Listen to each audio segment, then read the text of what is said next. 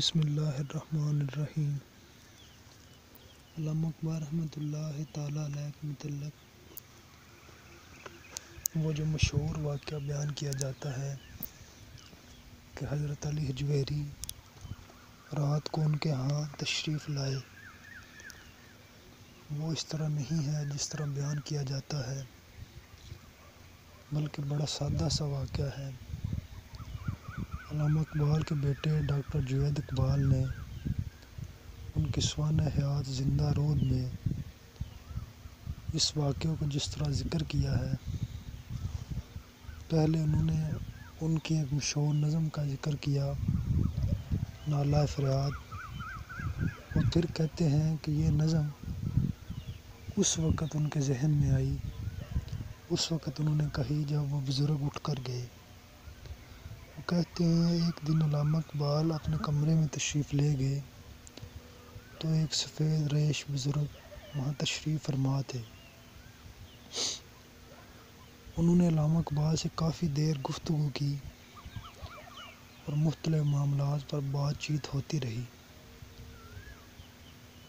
پھر وہ اٹھ کر چلے گئے۔ وہ کہتے ہیں اس کے بعد علامہ اقبال نے اپنے خادم علی بخش کو آواز دی کہ وہ بزرگ کہاں گئے، ان کے پیچھے جاؤ۔ وہ گئے تو دروازے کو مقفل پایا، اسے کھول کر جب باہر گئے تو باہر اندھیری رات تھی اور ان کا کچھ اتا پتہ نہیں۔ ڈاکٹر جوید اقبال کہتے ہیں مجھے یہ واقعہ خود علی بخش نے سنایا اور اسی قدر انہوں نے اپنے کتاب میں درج کیا ہے،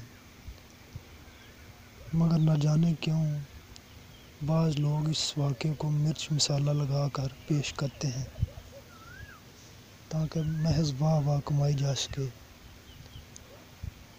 علامہ اقبال رحمۃ اللہ تعالیٰ علیہ سے اور بھی بہت سے روحانی واقعات منسوب ہیں، مگر ان کو اسی حد تک بیان کرنا چاہیے جس حد تک وہ اپنی اصل حالت میں ہیں۔ زیادہ بڑھا چڑھا کر پیش کرنے سے واہ واہ تو مل سکتی ہے، مگر اصل مقصود حاصل نہیں ہو سکتا۔